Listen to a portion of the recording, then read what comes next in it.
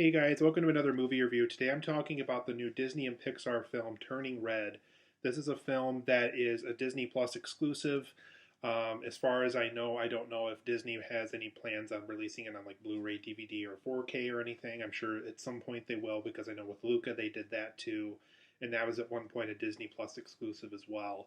But in this film Turning Red, you guys, this is an original story from Pixar, which I love, and I love when Pixar always takes on original ideas and tackle something new. It isn't an adaptation of anything. It's their own original story that they thought of themselves, and that's what Turning Red is. And basically, in the story, a young girl has a long history with her family where by a certain age, the woman in the family, so if it's the daughter or the mother or whatever, um, they eventually turn into a red panda by a certain age in their life, and they can only control it through emotions. Rather, they go from human to panda, or this this red panda creature. And so over the course of this film, this young girl's going through puberty. She's going through a lot of changes in her life, and basically the mom knows how hard this is based off of her family's events and her family's history, and so they're surprised that the red panda transformation is happening as soon as it is.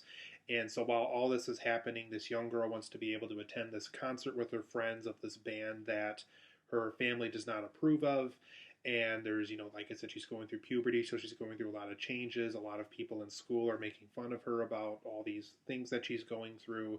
There's this bad rumor going around town of this guy that she really likes who works at this market somewhere. And so there's all this stuff that this young girl has to go through on her day to day life. And over the course of this film, she also has to, figure out what to do with this red panda. There's apparently a ritual that her family is aware of that can get rid of the red panda once and for all, but it can only happen by a certain kind of moonlight one night. And it has to be done through a family ritual. They have to have the aunts and the uncles and all these people in attendance in order for this ritual to happen and for it to effectively get rid of this panda once and for all. And so that's something that has to happen over the course of the film Turning Red is this girl's transformation into adulthood, teenage life and so forth, while also getting rid of this red panda that is interfering with her life and making those problems within her life even worse as a result. And it's her overcoming all these problems over the course of the film. So overall, guys, I really enjoyed Turning Red quite a bit. Like I said, I always love when Pixar takes on an original idea. They don't just do a sequel or a spin-off to one of their earlier existing films. They come up with something original. They come up with their own original set of characters and its own concept and so forth. And that's absolutely what Turning Red is. It's one of those films that has a lot of charm, a lot of personality. It's its own original idea. It's not trying to be anything in particular as far as an IP goes, or it's not trying to be like a Toy Story spinoff or a Monsters Inc. spinoff or anything like that. It's its own original idea, and I absolutely love that about Turning Red. So for my positives and negatives of this movie, you guys, like I said, this film has a ton of charm and personality. Even within like the first 15 minutes of the movie, we get to know who this girl is and her personality and how that transitions into this film and gives the film its own personality and charm. And she definitely has her own little groove and lingo with her friends, and it's definitely very catchy right away. There's just so much to love about this film so early on in the film, and that's when you know you're really in for a treat with this movie. Is when the early proceedings of the film get you into the film immediately, and I just love that about this movie. It had so much charm from the get go, and the charm and personality really bring this film to life in many ways. I also like the group of friends that this girl has. I think the lead girl's character's name is May. I love the group of friends that May has in this movie. They're very supportive. They're very loving of her. They have the same kind of passions as she does. They really like this boy band that she really likes. And there's just so much charm and personality to this friendship of group of people that even when May is down and has become this red panda and feels like her life is kind of crushing before her, um, they have ways of cheering her up and supporting her that are just really lovable and fun to watch.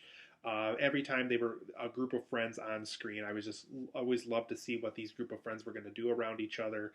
They're just so much fun around each other and have so much personality, and it was just so much fun to watch over the course of this film. There's also a lot of anime styling in this movie. The director of this film is an Asian woman, and you can definitely tell growing up she probably watched a lot of Sailor Moon and Dragon Ball Z, and maybe Speed Racer, and I don't know what exactly was way many years ago, of course, but um, you can definitely tell that she's watched a lot of anime and has wanted to incorporate that style into her movie, and I think it really paid off.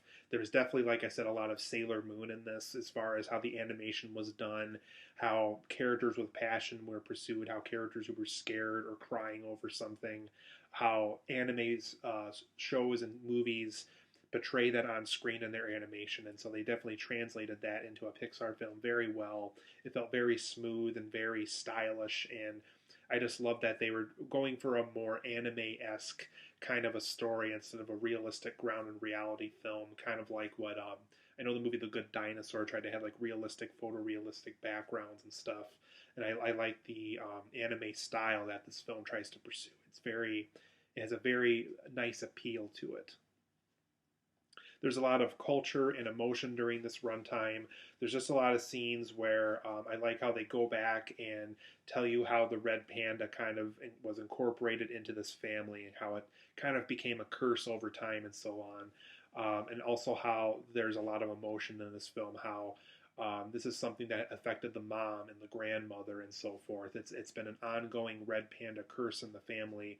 It was once a blessing, but was kind of passed down to many relatives over time, and how that's impacted the family and so forth. So I liked all the culture and emotion that this film had because it has a lot of both of those things in this movie.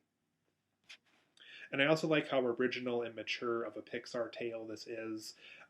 It's definitely kind of like how Inside Out pursued emotion, how they're not just out there to make films for kids anymore, that they really are trying to tell stories about growing up and going through a major change in your life and so forth. And I think that's a very interesting and mature way to grow as a company, is to be able to tell not just stories that appeal to kids. I think that's something that is kind of the secret sauce to Pixar, is they're able to tell stories that adults can relate to and kids can relate to and teenagers can relate to. And I think Turning Red is a nice addition to the Pixar family because it is able to tackle some subjects that maybe something like a Toy Story or a Finding Nemo wouldn't have been able to tackle as maturely as this film did. And I do like the message in this film that really isn't shown very much in the trailers and the marketing, but one message of the film I think that really kind of hits home with this story, and a lot of kids kind of don't realize as they're growing up and as their parents are being parents and so on and so forth, is one message I think that really is strong in this movie is every parent was once a kid. And so I think that appeals to this movie without giving into spoilers. There's just a lot of scenes where you learn about the mom and learn about how the mom handled the Red Panda discovery within the family and things like that. And the film does show that sometimes, when every parent was once a kid, some of the things like their going through puberty or them going to become a teenager, them becoming an adult, some of their transitions into that stages of life maybe have been even harder than yours was. And so I like how the film really kind of hits home with that. There's even a scene where May finds out something about her mom that um, was even harder for her to adjust to than she was. And so there's just really strong moments like that where, once again, every parent was once a kid. And so I like how the film really hits home that sometimes the problems that you face might have been harder for somebody earlier on in your family tree that also went through that too. And so the film really hits hard with that.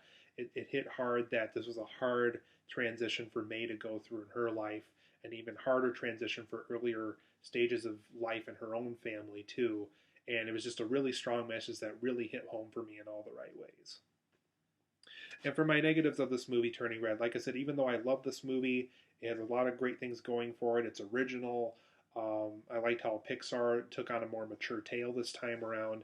It does have its negatives. And so a couple negatives I did have with the movie is, and this isn't really not Turning Red's fault, it's just more so a decision within Disney that I don't really agree with or understand at this point in time, and that this film was released directly to Disney Plus. And I guess my issue with that is original stories are just so hard to tackle and to get made in today's movie industry that I know the pandemic has hurt everything, but I know just how hard it is for an original story like this to get made, and it's just too bad that Disney couldn't have just taken a risk and put this out in theaters, or put it out to theaters and do the premiere access thing again, and maybe just not charge so much for premiere access this time. I think just releasing it right to Disney Plus for free was just not the right move for this movie. It's just too good for a film like this to have such a treatment like that, for such a great quality original story like this. The whole Disney Plus thing, releasing it directly to that, not the move I would have done. Like I said, not necessarily Turning Red's fault. I don't know if there was somebody in Disney that's like, ooh, this is not something that might go well in theaters. I don't know who made that choice, but I don't think it was the right choice. And so that's something I think that will hurt this film over time. And it's going to be that film that was released direct to streaming and never had a chance to be in theaters. So who know how much of a box office run that this film could have potentially had.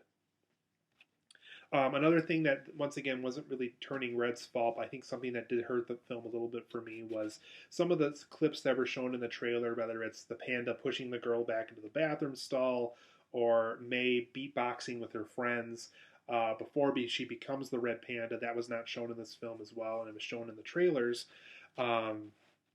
Certain clips like that were shown in the trailers that were really funny and got me interested in seeing the movie didn't make it into the movie. And so I know there's an ongoing problem in Hollywood right now. I know that the film Yesterday ran into this problem also, of really interesting clips and trailers that don't make it into the final product of the movie.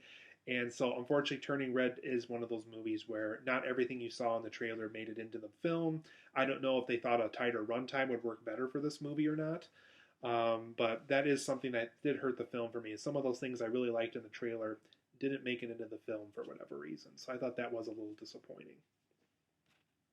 And for me personally, I know there's a lot of drama with this film as far as being PG and getting away with some jokes that don't necessarily always go in well with PG films. Maybe this film would have benefited from a PG-13 rating just because there is some jokes here that might offend some people, unfortunately. If it were me telling you if it's safe to show to kids or not, I would say if they're 10 or older, they're going to be fine. There's just a couple products shown in this film that represent this girl going through puberty that maybe I think it's fine showing it in a movie like this. I just know there's a lot of parents out there and a lot of kids out there that might not take some of these jokes as well. I would say if they're 10 or older, they're going to be fine. If they're 9 or younger, I'm going to leave that up to the parents out there. I know there's just a lot of drama going on with this film as far as, why are they showing that in a Pixar film and so on and so forth. If it were me personally recommending this option, I would say if they're 10 or older, perfectly fine. Put it on Disney Plus, and they're going to be fine. They're not going to be offended by anything as far as I know. If they're 9 or younger, I'm going to let that up to the parent. I'm just warning you, there is some products shown in this movie that aren't shown in earlier Pixar films in any way, shape, or form that show that she's going through puberty. So just a warning that there is that in this movie, and I'm sure that'll offend some people. I'm not one of them. I'm just letting you know there have been some people online and so forth that have complained about that. Another negative I have with the film is not really for me, but I can understand other people being frustrated by this. Is if you really don't know anything about anime at all, I don't know if this is the right Pixar film for you necessarily. There is a lot of moments where if you have not seen Sailor Moon or Dragon Ball Z or things that fit within that animation format, I don't know if this is the right jump into that style right now for you as it is. It is CGI animated like all Pixar films are, but because there is so much anime background and prerequisite to the film, I don't know how non-anime fans are going to react to this movie necessarily as far as the animation goes and how it depicts that on screen and so forth. Just a warning, kind of like with the whole products that aren't necessarily for kids thing showing up in this. Just kind of more of a warning more than anything else. Those are really kind of the only negatives I had with Turning Red. So I really like this film. I'm going to give it a 9 out of 10. I just love how original it is. I think it's a great film. I think any hardcore Pixar fan that loves what Pixar does as far as original content goes and telling more mature stories go, I think are going to be really happy with this. Like I said, 9 out of 10 for me. Maybe not one of Pixar's all-time great films, but a really good film that I highly recommend. I'm going to give Turning Red a 9 out of 10. Really enjoyed this film, and I enjoy other Pixar fans such as yourselves really enjoy this film as well.